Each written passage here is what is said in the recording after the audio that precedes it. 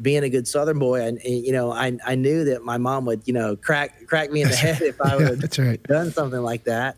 But at the end of the day, I didn't have a good reason to say no. And when you don't have a good reason to say no, you're more inclined to say yes. Welcome to the Hope in Real Life podcast with Jason Gore. Our team is passionate and committed to bringing you more hope in the everyday, real areas of your life. If this conversation and content is valuable for you, please do us a favor. Like, subscribe, and even share. You never know how valuable it could be to share a little bit of hope with someone else. Let's get the conversation started.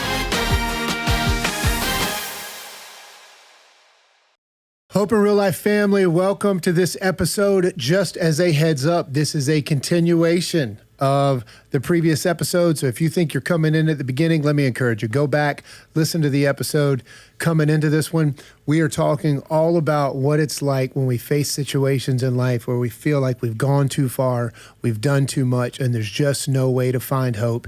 Let's jump into the conversation with Joshua Broome.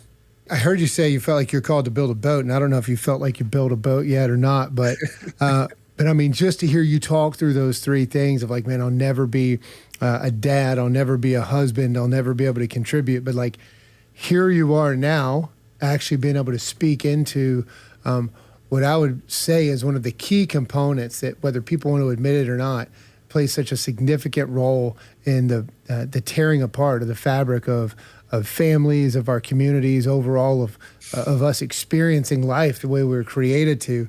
And so you've recently written a book, 7 Lies That Will Ruin Your Life. In the title of that book, you talk about how truths set you free. Yeah. And you talked about this a little bit, but I'd love for you just to unpack that book for us just a little bit. And like, what is that truth that will actually set us free? Yeah, I mean, the answer to that, I would just say 2 Bible verses. It would be Romans 12:2. You're either being conformed by the world or you're being transformed by the renewing of your mind. And why is that important? So you can discern what is God's good, pleasing, and perfect will. So you need to know what God says is most important, which is what is true, so that you can discern what's not. So if you know what's true, you can identify a counterfeit. And then lastly, what is truth? Well, John 14:6, like, Jesus speaking, I am the way, the truth, and the life. No one comes to the Father except through me. Yeah. So that's really what the book is about, where, I believed that, or I listened to the world, because I would say the book is really a conversation about, here is what the world is promising. And I believe that lie to be true. And if you believe a lie to be true, it becomes true to you, and you create a worldview out of it, and you live through the lens of that lie. And what that led me to was destruction, disappointment, death. Every roommate I've ever had outside of one person, dead. I saw, I'm 42 today, and I've been out of that industry for 11 years. 35 people have committed suicide or died of overdose that were in the industry with me. And that's not all the people. These are just people that I knew personally. Wow. So that's the reality that, we're living in. But this world is, the book is about the world promising, here is what purpose is. Here's what your purpose in life: to make the most money, to gather the most influence, to have the house, the truck, the 2.5 kids, the white picket fence, and all that stuff. And if I think, in a way, like, God, he will allow you to experience things to understand that there's nothing in this world that'll satisfy you. I think it's a pretty unique take on, like, Romans 2:4. It's his love, his kindness, his patience that leads us into repentance. In his kindness, he allowed me to experience everything that I thought would satisfy my soul, so that I could understand that it didn't work. Yeah. But yeah, so that's, the book, it starts with purpose. Here's what the world says about purpose. And I chased that dream. I obtained it. It didn't work. And, 2 Timothy 3:16, like, God's word is good for, teaching, rebuke, reproof. So that's what I needed. I needed correction. I needed to have truth meet lies, and it dismantled and destroyed the ways that I believed. And it gave me solidified a better foundation to stand on. And then the next chapter, they all like coincide, but the next chapter talks about, you saying that I think this would be the most dangerous, saying that Jesus, but it not being the Jesus that is in the Bible. Yeah. And, really like talking about like Exodus 32, Moses on the mountain getting the 10 commandments, and Aaron and his misfits are building a golden animal. And it's interesting that in Exodus 32, they call that golden animal Elohim, which, is referring to a God, but then eventually they call him Yahweh, the one who delivered us out of Egypt. It is so interesting to see if you call Jesus and you take your presuppositions and your preferences and you put it in the box in which you're saying Jesus is, that's not Jesus at all. So it's either he is Lord of your life or you are. And there's so many areas of our life where we try to maintain autonomy, where we think we're in control, but if Jesus is not in control, Satan is. And that's like really that theme of the book. But over and over again, so we go through what does the world say about intimacy? What does the world say about forgiveness, cancel culture? And it gets to the point in the book where it's like really a healing journey for me, where it was tough because I'm doing awesome stuff. I feel as if I'm healed, but your sanctification is kind of like an onion being peeled. It's like as I heal or learn one thing, God uncovers something else that I need to deal with. And for me, like seeking to live this like redefining my sexual ethic, growing in purity, like being a husband, being a father, doing all this stuff. And then I'm really wrestling with anger at times, like really like finding myself frustrated and, asking God, like, please show me, search me, Lord, help me identify this. And I had this resentment towards my dad, and it was almost subconscious, but I would often say to myself, Dad, if you would have been there, I wouldn't have done these things. And what's true is we have free will. Yeah. And while his absence definitely, was a catalyst for the way that I saw the world, it was upon my own volition that I did the things that I did. So I was in this weird tension where so many people find themselves in, where if reconciliation is not going to meet my expectations, will I still extend forgiveness?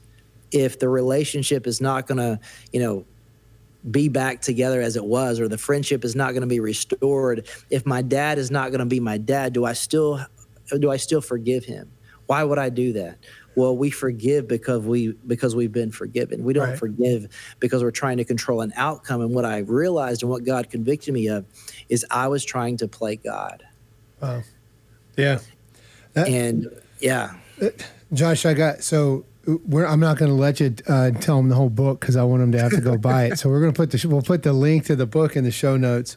Man, powerful stuff. You've done a number. I'm going to come back if we have time and just talk for a moment about the damage that addiction can do in marriages and families. But just as we're talking about some of your work right now, you're also involved with a project called Unbound that's getting ready to crank up. Can you talk to us just a little bit about Unbound and how it fits in really maybe the boat that you're a part of building right now? Yeah. So, I mean, what God has allowed me to do is have a very unique voice into this battle against pornography. And, pornography generates more revenue than the NBA, the NFL, and Major League Baseball all combined. Wow. It is the contributor to 50% of the divorces that happen in America. So it's especially in the age demographic of 18 to 24, Barna just came out with new data. 94% of people who would identify as followers of Jesus who are male, 94% are watching porn once a month. 67% of women 18 to 24 are watching porn once a month. And we know data is only good as people are honest. So we would assume that it's worse. So that being the reality of today and the climate in which we live in, well, how can we, counteract that? How can we provide people with resources that we need? And I've done a lot of partnering with Covenant Eyes. So I actually have a free code. So my last name, Broome, Broome 30, Covenant Eyes, free for a month. You just need an accountability partner. But we partnered with Covenant Eyes, and like essentially Unbound is the resource in which you've listened to. We have a documentary style podcast called Unmentionable that you can listen to anywhere you listen to podcasts, and it's really chronologically tracking the growth of the porn industry from the sexual ethic in Ephesus and Corinth to what is happening today. I'm on the advisory board at the White House for image-based sexual exploitation, and the podcast ends with me speaking there. And so Unbound is, hey, here is a step-by-step process that if first and foremost you submit and surrender your life to Jesus, this is what, not just stopping watching porn, but understanding the purpose in which you're robbing yourself from. Because you know this, we are saved from sin and for His glory. Yep, so if we're not doing the thing in which we were created to do, you're going to feel unsatisfied. So what can I do in a practical way? How can I stop watching this? How can I find healing? And how can I walk in newness? How can I live my life pursuing this renewed version of myself, having a renewed and restored sexual ethic? Hope in Real Life family, I want to take a moment and let you know about a resource that we have for you for your own personal development, spiritual enrichment, and really a way for you to find a bit more hope in real life. We have a tool for you called the Hope in Real Life app. It offers things like parenting tips, financial resources, marriage insights. If you're looking for it, there's even Bible reading plans in there. And there's a community where you can even share prayer requests and know that someone is praying for you for whatever it is that you have going on in your life. It's available right now in the Apple App Store or in Google Play. You can search Hope in Real Life in both stores, or you can use the download link that is in the show notes. Remember, tomorrow can be better than today, and hope is possible even in real life. So you've got Project Unbound, and just to say it again, you said it very quickly. I want to make sure they don't mention it, but the podcast series is called Unmentionable. You might have just said it really quickly because you don't want to mention it, but that is what it's called, Unmentionable. We're going to make sure that that's down in the show notes as well. Let's do this. You talked about mentors, man. You got some strong names here. And by the way, I haven't heard the name Dr. Jason Davidson in quite some time. I'm going to drop him a text when we finish up. I want to say hello to him. Doc's the man. Goodness gracious. You got Jason Davidson, you got Andrew Yates, you got Gary Vett, some strong folks that God has used along the way in your life. Any advice? I'll never forget. Also, I just want to give a shout out to, so it's like the day after I gave my life to Christ, I called Hope. Before I even went there, I called Hope, and I ended up talking to Sean Sullivan, and Sean Sullivan drove to Fuquay and had lunch with me. That very day, we went to Neil's, where there is the best chicken salad sandwich you'll ever have in your life. I'll tell you, that does not surprise me one bit. I mean, that's a guy, if there's ever a guy that's going to stop what he's doing at the drop of a hat for somebody else, man, that's Sean's story. Yes, you got some strong names there that clearly God's going all in on making sure that you've got some folks around you that are going to invest in you, and they're not for obvious reason. Like, God had a huge plan for your life. Talk to us for a minute. Like, what would you say to the young person, or really to anyone who is in a place of, man, I feel like I'm right on the edge, or I feel like I'm too far gone? The value of actually getting a mentor, someone in your life to speak truth to you and to call you into what it is that God has for you. Yeah, so I mean, exactly what you said. Like, you need someone that's willing to, not just encourage you or not just challenge you, to do both. Because sometimes you need that Proverbs 27:6. Like, you need the wounds of a friend. You need someone that's willing to say something that stings a little bit because it needs to be said. Because I know, like, that's always, to this day, Andrew and I, we have a phone call every Friday, and he never butters me up. He always says what's true. And I just appreciate that about him so much. But like, you need someone. It's like, if there's somewhere that you want to go, find someone that is doing something that you want to do, or that's, ahead of you. And I would just say, man, to the people, like, get planted into a local church get plugged in, start serving. Because to the person like with idle hands, like feeling like, man, what am I supposed to do with my life? Well, you're supposed to serve God, and you might not be in the space in which you'll find your calling, but that's the place in which you'll find your calling, because you can't, discover anything if you don't have the opportunity to weed some stuff out. So start serving in the local church, get plugged in, and what you'll find is, man, find the older guy at the coffee shop that's just hanging out because he wants to be there. And every single time, that person is praying for you to find them. He's praying for someone to pour his life into, and it's not going to be an inconvenience. It's going to be the joy of his life to pour into you. Because, that's the reality. Like, that's what the church is for. The church is so we can fill the gaps. So we can, we can lift each other up. Where we're weak, someone else is strong. So if you want to become someone, find someone to lead you somewhere you want to go. And that, you might have a different mentor for different areas of your life, like as you develop, because, for me, there's someone that I talk to about marriage. There's someone that I talk about like leadership in business. There's someone, I have a great friend, JP, that, I send my sermons to, and he rips them apart in the most loving way, but if you want to grow, you've got to be in a place where you're humble, where you're desiring constructive criticism, because we know this as a coach. If I want to get better, I need to be critiqued. And if we are, which we all are, fallen and broken, we have the proclivity to do the things we ought not do. We need people to have our back. We need people to call us out and call us up. And you need someone in your life that will hold you accountable to that. And I would say, lastly, that creates in you an understanding of discipline. Like, the greatest form of self-love is discipline, because you're actually keeping promises to yourself. You're following through with things that you say are important to you.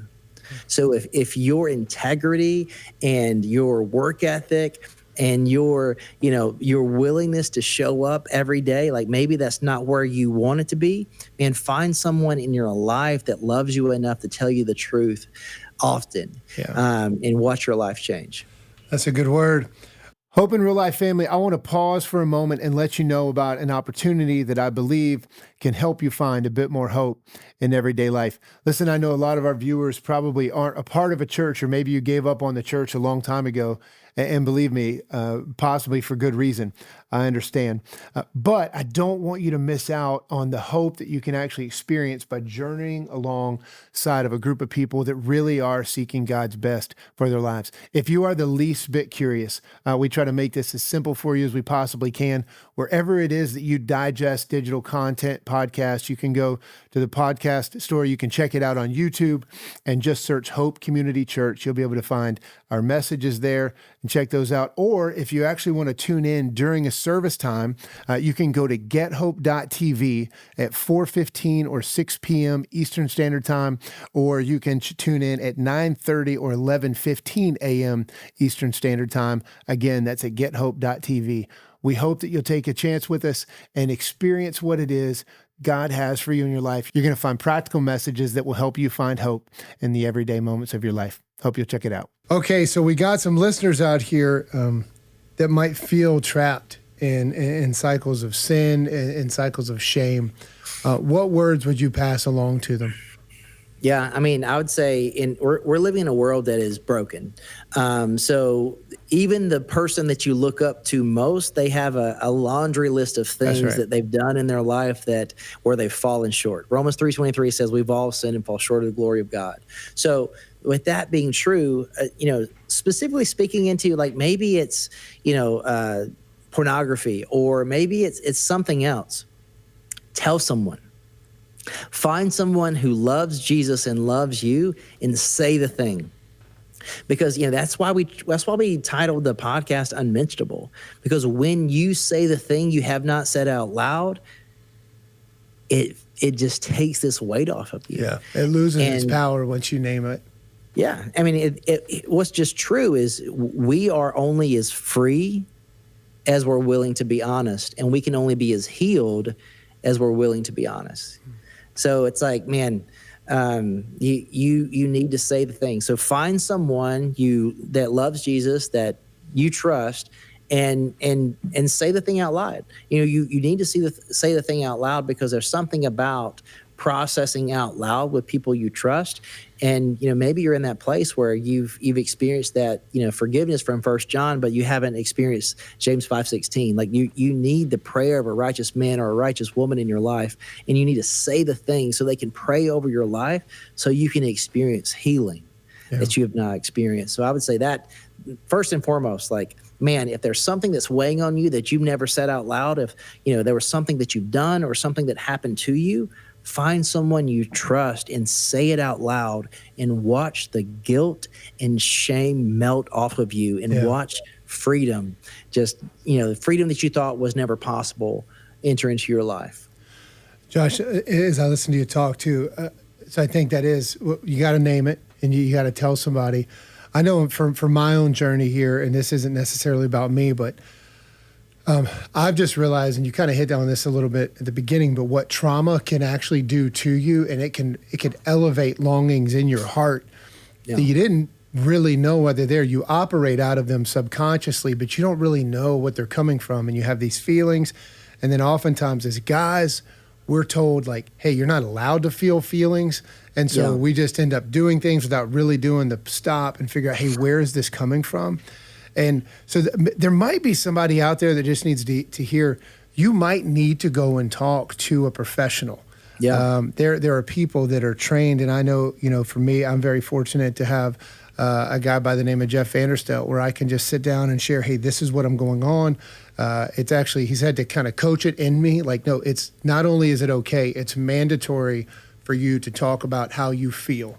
Like, what is it that you're feeling? And then from there, let's do some investigating. And again, he's got some training on what do we think it is that could be causing these feelings.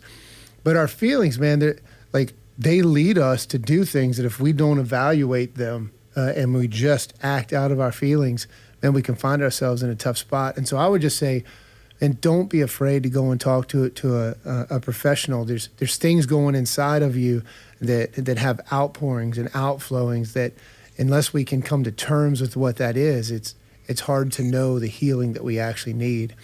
And the only other thing I would highlight in that, man, is, as you hit the nail on the head, we were created to know that we're fully loved. And so we spend our time chasing after these other things that will give us this identity that we actually don't have to earn. We were already born with. We just all have a very similar story to what you talked about at the beginning. I knew I was raised this way, but then I made decisions to live my life this way. But man, the penalty that we have to pay for that's already been paid from Jesus. That's not our burden to carry. Yeah, I love, just studying, Roman culture, and it just takes like, I think it's Galatians like 4:4-7, but it talks about, adoption. And in Roman culture, adoption was different, where, when you were adopted, you can't change your mind, but you were chosen, and it was intentional. And, the fact that your inheritance, it's not when death happens, it's instantaneous. It's then and there, and you become an heir to all that your father has, and your identity changes. You're given a new heart, a new mind. And for me, and for anyone listening, when your identity is first and foremost a son of the King or a daughter of the King, that changes everything. When you understand who your father when you understand who your father is, it impacts how you live, because it impacts how you see yourself and how you see others. And that's the thing that changed my life, where, I spent my life hoping and wishing that I had a father, or my father lived differently, when I understood that I had a heavenly Father that sent his son into this world to pay the price for my every mistake, that in him I could be a new creation. It changed everything. Josh, Before we wrap up, I do want to throw one question at you that I try to ask every guest. You know, the name of the podcast, Hope in Real Life. And so just to give us and our listeners one more chance just to hear your heart and kind of what you're about, I'd love to hear, looking out over the next 5 years in your life, what is it that you are most hopeful for? Yeah, for me, I'm hopeful for the church. I'm hopeful that, it's easy to highlight bad things when they happen, but, as it's been said many times before, no one talks about when a plane lands safely. That's right. I heard that this morning. I think I was Howerton. I think I saw that. That's right. Yeah. And it's like there's so much hunger from young adults that that's a demographic that I speak at the most. And it's like I'm speaking at Liberty in 2 weeks, and just like being on campus there, and people just like unprompted, 12,000 people on the lawn, like on their knees, tears on their face, like worshiping King Jesus. There's a hunger in the earth that, as dark as things seem, we know how the story ends. Yeah, that's right. So for me, I'm excited to see the leaders who are stepping up, the people who have been doing good work for a long time, continuing to do that. And for me, I was at a conference in DC last week, and there's people, as scary as AI might seem, there are smarter people because they're filled with the Spirit. They're smarter people creating AI for the glory of God. Yep. So I'm excited to see the technology that's being created and developed to do things like, we're getting close to every spoken language, Wyclef and other organizations translating the Bible, utilizing AI to translate the Bible in every spoken language. There's we can use AI where I can share my testimony to, in 189 different languages because of one app. Organizations like Messenger International, where they've got Hebrew 6 in I think like 300 different languages because of AI. So I'm hopeful for this generation because, number one, we know how the story ends, but there are people doing good work in the world. And I think that even in the middle of being in a post-Christian culture in the United States today, I think that God is about to move in a way that, as it always does, exceeds our imaginations. And we're about to see a revival. And I'm excited to see, my kids be a part of it. I'm taking my 6-year-old. I'm lecturing at Summit Ministries, teaching sexual ethic from an apologetic standpoint to teenagers, and I'm bringing my son with me. And the fact that is the story that God has given me today, and I never would have thought in a million years would I get to live the life that I live today. Yeah. And that's not because of me. That's because of what Jesus has done, and that's because of who God is. And that's what leaves me hopeful. And I just can't wait to see what he does next. Man, that's good. I think every now and then I'll have a deep answer. That was a deep answer, man. That was great. We'll probably edit this next part out. My answer is a lot less deep today. I think when I hear you talking about, hey, AI, my mind goes like, I'm actually hopeful that we're like one step closer to that Terminator 2 Judgment Day zone, because I feel like my family is like built to actually thrive in that type of society. And so my mind went to a completely different place when you went there. But your answer is way better, at least for this episode. Hey, to our listeners, again, Josh Broome, new book, 7 Lies That Will Ruin Your Life, podcast series, Unmentionable, got a new project out called Unbound that is tied in with Covenant Eyes. We'll have all those resources down in the show notes. Check out the book. If you want to follow Josh, how do people keep up with you and the things that you're doing and the things you're talking about? Yeah, so my social media across the board is I am Joshua Broome, and my website is joshuabroome.me is my website. Okay, right on. Josh, thank you so much for the time, man. It's great to catch up. It's funny that we've caught up more in this last little bit over podcast than we probably have in the last couple of years. That's a shame. Let's make sure we fix that. Please send my love to Hope and to the kids. And can't wait to have you back on the show soon. Thank you so much for your time, brother. Absolutely. Always good to see you, bro. Yep. Talk to you soon. To our listeners, thank you again for tuning in. Listen, if you know someone in your life that feels like they are in a place, or maybe they've gone too far, they're in a place of hopelessness, then take some time and share this episode with them. You never know the impact that you can have by taking just a few seconds to share with somebody else the difference that it can make in their lives to bring a little bit of hope in a place that they desperately need it. Love you guys. Thank you for being a part of this community. Until we see you next time, let's keep sharing hope. Thanks for tuning in to this episode of the Hope in Real Life podcast. If this content was valuable for you, don't forget, like, subscribe, share. You never know how important it could be to bring a little hope into someone else's life. There's even a place here for you to comment. We would love to hear from you and hear your feedback. Until next time, let's keep sharing hope.